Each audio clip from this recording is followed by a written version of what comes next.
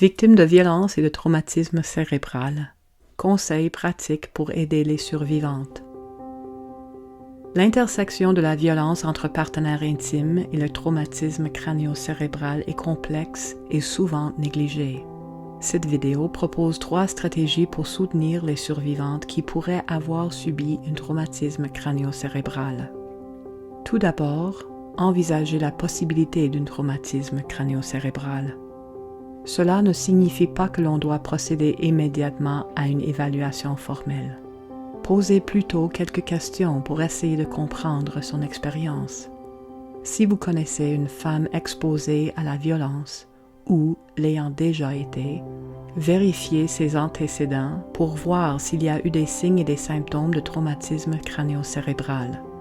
À première vue, il semble très important de faire le dépistage et d'identifier un traumatisme crânio-cérébral pour que ces femmes puissent recevoir un traitement. Toutefois, la recherche indique que cela peut être plus compliqué que nous le croyons, et ce, pour toutes sortes de raisons. Il n'existe pas d'outils de dépistage validés qui tiennent compte de la violence entre partenaires intimes. Ils doivent être adaptés de sorte qu'ils soient sécuritaires et non traumatisants. Il peut être difficile d'obtenir un diagnostic formel, surtout si la blessure a eu lieu il y a longtemps ou s'il n'y a pas eu de rapport médical. Plusieurs femmes victimes de violences entre partenaires intimes n'arrivent pas à consulter un médecin. Et même lorsqu'elles le font, il se peut que la possibilité d'un traumatisme crânio-cérébral ne soit pas considérée. Il est possible qu'un diagnostic de traumatisme crânio-cérébral augmente la vulnérabilité d'une survivante et que cela ne se manifeste pas de manière évidente au début. Cela pourrait nuire à une poursuite judiciaire ou à une procédure relative à la garde d'enfants. Il se pourrait même que le diagnostic soit retenu contre elle. Il peut s'avérer difficile de choisir un outil de dépistage, puisqu'aucun n'est spécifiquement conçu pour la violence entre partenaires intimes. Le personnel de première ligne sent qu'il n'a pas suffisamment de connaissances en matière de traumatisme crânio-cérébral. Il faut également s'assurer que les questions de l'outil de dépistage ne traumatisent pas davantage les survivantes. Il ne faut pas oublier que les survivantes n'ont pas tout accès à des services de soutien qui tiennent compte des traumatismes, puisque ceux-ci ne sont pas offerts à grande échelle. Il faut garder à l'esprit que le traumatisme crânio-cérébral résulte fréquemment d'agressions physiques dont sont victimes les femmes qui vivent une relation violente. En recueillant des informations de base, vous pouvez voir s'il y a des problèmes de santé sous-jacents qui ne sont pas pris en charge.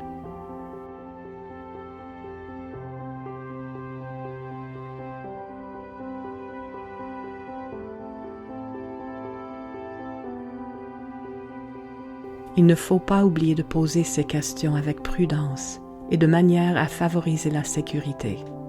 Il n'est pas nécessaire de toutes les poser dès leur arrivée, mais si vous pensez comprendre ce qui lui arrive, cela peut aider. Consultez la section « Signes et symptômes » de la boîte à outils « Victimes de violences et de traumatisme cérébral » ou visionnez la vidéo Introduction au traumatisme crânio-cérébral en lien avec la violence entre partenaires intimes pour savoir comment identifier un traumatisme crânio-cérébral. Deuxièmement, offrez du soutien aux femmes soupçonnées d'avoir un TCC, même en cas de doute. Ces stratégies de base peuvent aider les survivantes à faire face aux situations stressantes, même si elles ne sont pas certaines d'avoir subi un TCC. Rappelez aux clientes leur rendez-vous à l'avance. Lorsque vous vérifiez la compréhension, demandez ce qu'elle a compris et non si elle a compris. Faites en sorte que les rencontres soient courtes et simples.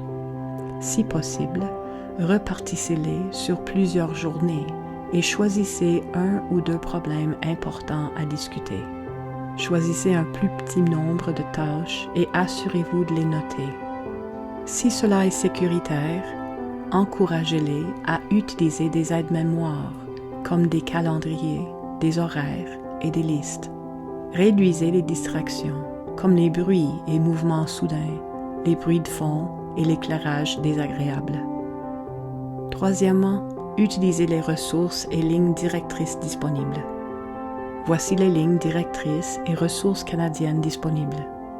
Utilisez la boîte à outils Victimes de violences et de traumatisme cérébral pour améliorer vos connaissances et mieux comprendre le traumatisme crânio-cérébral en lien avec la violence entre partenaires intimes. Partagez-le avec vos clients lors de rencontres individuelles ou de groupe. La boîte à outils contient une bibliothèque de ressources dans laquelle on y retrouve plus de suggestions et de liens. La Fondation ontarienne de neurotraumatologie a élaboré des lignes directrices à l'intention des professionnels et professionnels de la santé qui travaillent auprès des personnes ayant subi une commotion ou un traumatisme crânio-cérébral léger, mais aussi celles ayant subi un traumatisme modéré à sévère. Ces lignes directrices s'appuient sur les résultats de recherche les plus récents, ainsi que la contribution de spécialistes et de patients et patientes. Contactez votre association locale ou provinciale pour obtenir de l'information sur les services ou les programmes qui pourraient aider vos clients.